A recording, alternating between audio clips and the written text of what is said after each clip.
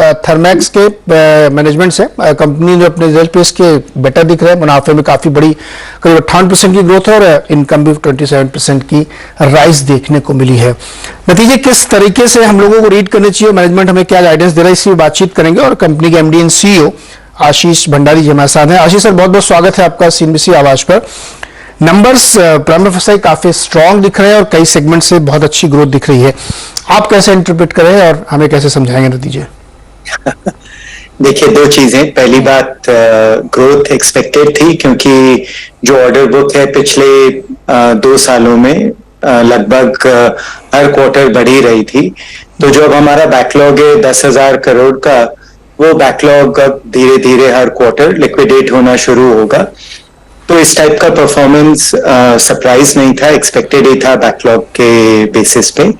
जो दूसरी बात मैं बताऊंगा कि ये पहला क्वार्टर है काफी टाइम बाद जो कि थोड़ा संतुलन वाला क्वार्टर था, क्योंकि जो धातुओं के दाम वगैरह, मेटल प्राइसेस, कमोडिटीज थोड़े से स्टेबल थे, ना ऊपर जा रहे थे ना नीचे जा रहे थे। जो ऊपर नीचे होना था, जो पहले 1 साल में बहुत हुआ, वो भी थोड़ा स्टेबल था। तो जो ओवरऑल एनवायरनमेंट है वो थोड़ा सा अच्छा था। और जबकि अब हमारे पास 10,000 करोड़ का बैकलॉग है, ये बैकलॉग एटलीस्ट 2 से 2,500 करोड़ हर क्वार्टर की रेवेन्यू पॉसिबिलिटी है आगे भी। सर, लेकिन इस क्वार्टर में आपकी ऑर्डर बुक थोड़ी सी कम रही है, क्यों? ऑर्डर बुक मेरे हिसाब से अच्छी थी बहुत, क्योंकि पिछले साल हमारे पास एक बड़ा ऑर्डर था जो कि करीब 500 करोड़ का एक सिंगल ऑर्डर था। इस बार कुछ भी ऐसा नहीं था, उसके बावजूद वी केम क्लोज की वो पिछले साल के नंबर के काफी पास आ गए थे। और उससे मुझे इसमें ज्यादा स्ट्रेंथ दिखती है कि काफी सारे छोटे ऑर्डर काफी इंडस्ट्रीज से मिलके यहाँ तक पहुंचे, जो कि अच्छा साइन है। ये ब्रॉड बेस्ड रिकवरी जिसको कह सकते हो, अब तो रिकवरी से काफी आगे है, उसका साइन है। ओके भंडारी साहब, एक बात आपने भी कही कि मेटल प्राइसेस स्टेबल रहे, उसका आपको लाभ मिला। मैं ये जानना चाहता हूं कि इस समय जो बिजनेस एनवायरनमेंट है, ये कंसीडर करते हुए कि मेटल प्राइसेस, इसमें भी आउटलुक बताइए ब्रीफली, साथ ही जो एनवायरनमेंट है वो क्या कुछ थोड़ा सा रुक रहा है दुनिया भर के संकेतों को देखते हुए, या कैपेक्स कंपनी जो कर रही है उसमें कोई नरमी दिख रही है, या सब कुछ एज यूजुअल बढ़िया फैंटास्टिक चल रहा है? जैसे अगर गाड़ी के हिसाब से बोलें कि अगर 5 गियर है गाड़ी में, तो मेरे हिसाब से अभी हम 4थे गियर में। बीच में एक पीरियड था जबकि कोविड से जब आए थे तब सब कुछ 5वें गियर में था। पर उस टाइम बाकी चीजों में भी चैलेंज था कि मटेरियल मिल नहीं रहा था, जो फ्रेट के प्राइसेस हैं वो बहुत ऊपर चले गए थे, उन पे प्रॉफिटेबिलिटी पे काफी इम्पैक्ट था। अभी जहां पर है हम, डिमांड में थोड़ा सा सॉफ्टनेस है, पर अच्छा हेल्दी डिमांड है, और कॉस्ट पे भी थोड़ा कंट्रोल है, थोड़ा आसपास भी संतुलन है। तो मेरे हिसाब से अभी कैपेसिटी में हर चीज में एक और गियर बाकी है, पर 4th गियर में भी गाड़ी अच्छी चल रही है। 3rd गियर में आने की संभावना तो नहीं है? क्या बताएं, एक और बार बताएं, क्या प्रश्न था आपका? 4th गियर में कितने लंबे समय से चलना है, वैसा तो नहीं, और एक गियर और नीचे ले आएंगे? नहीं, एक गियर अभी तो साइंस नहीं है। आई थिंक इंडिया में ज्यादा जो मैक्रो इकोनॉमिक एनवायरनमेंट है काफी पॉजिटिव है। बजट भी अच्छा ही था।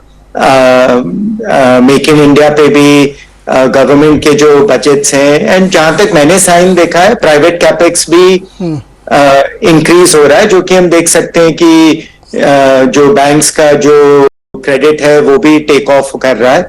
तो मेरे ख्याल से एटलीस्ट अगले 2-3 क्वार्टर तो 4था गियर ही है, उससे नीचे अभी तो साइंस नहीं दिख रहे। भंडारी सर, आपके जो 4 सेगमेंट है, एनर्जी, एनवायरनमेंट, केमिकल, तो इसमें एनर्जी वाला तो बहुत अच्छा प्रदर्शन करा था। एनवायरनमेंट में एक वन ऑफ था पिछली बार, उसकी वजह से इस बार नीचे दिख रहा है, लेकिन केमिकल भी नीचे है थोड़ा ऑर्डर बुक के हिसाब से। केमिकल, देखिए केमिकल बीच में हमारी प्रॉफिटेबिलिटी कम हो गई थी। तो उस टाइम हमने ग्रोथ पे थोड़ा स्लो डाउन करके प्रॉफिटेबिलिटी पे फोकस किया है।